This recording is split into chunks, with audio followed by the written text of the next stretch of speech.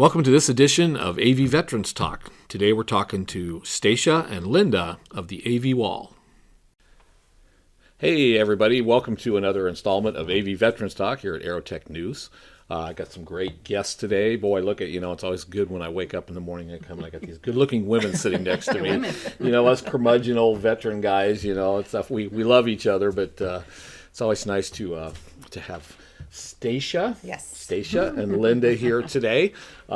Two very active individuals that are involved with a very passionate program, which is the AV Wall. Yes, right? It's very involved. And for those that don't know of the AV Wall, if you're somewhere around the country, what they've done here in the Antelope Valley, I guess to just jump right into this, I'll start with Stacia.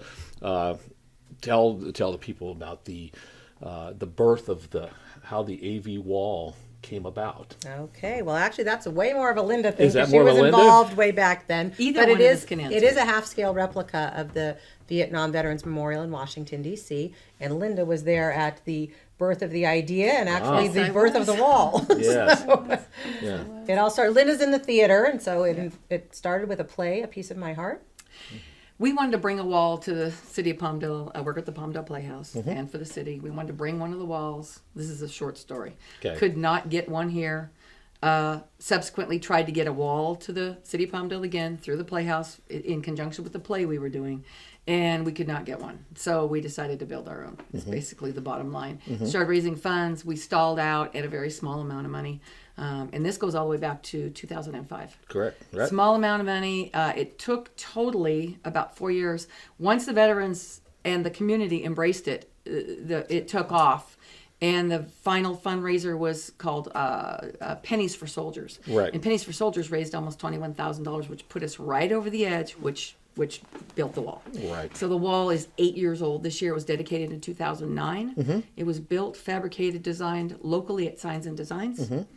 Here in Palmdale, Right. And it is a stunning piece of work. It is an outdoor laminate material, all fully engraved, and so you can lay a piece of paper on it, and you can go ahead and with the side of a pencil, and you can rub the name, and it pops right off. It's a very beautiful memorial. Yeah. We're very proud of it, and we take very good care of it. Yeah. And we're happy to have it in Palmdale here Yeah. in 2 days. 2 days. Yeah. 2 days ago. And it is Amphitheater. identical locations of names. So families who know where their names are located in Washington, D.C. will find that name in the exact same spot. We just did our updates. Every May, the DOD announces any additions and changes to the wall. So we just had Signs and Designs add those names to our wall. Yeah. So That when they do that, because the wall is a timeline of the passing of the soldier.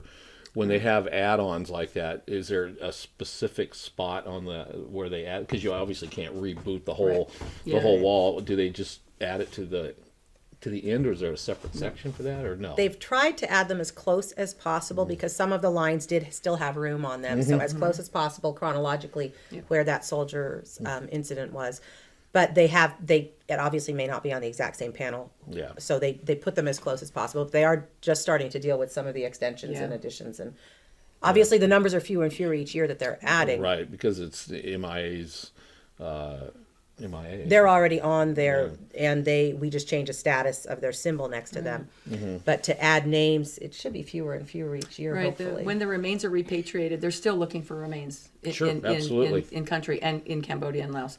And so George Palermo, one of our founding members, short story also, his one of the guys he was serving with, George has worn his POW-MA bracelet for years. He had his name tattooed on him on his arm, and lo and behold, here in February of this year, his remains were identified correctly as being the person, and he was buried at Arlington in May. Oh, And so the remains are still being brought back, identified as such, and being added to the wall. Yeah.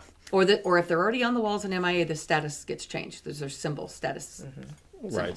They get changed. So whether the name's already on there or not, yep, they're getting added. So Yeah. it's very, very still actively going on. Maybe for as much as maybe 3 to 5 more years. Yeah. Is from what we understand, and Yeah. then that's it. Yeah. And then they're going to stop, whatever.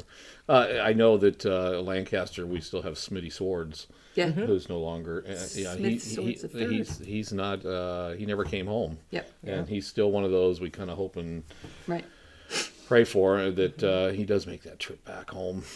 So, total cost of this when you were building it, what was you had to raise how much? You told me it was like you raised $21,000 for the Pennies. in the Total pennies. was $102,000 we ended up raising, and when we got all done, we did the wall, got the trailer, and a little bit of infrastructure. We had like $400 left in the checking account. Yeah. It was literally Yeah. right to the penny. Yeah. So, So okay.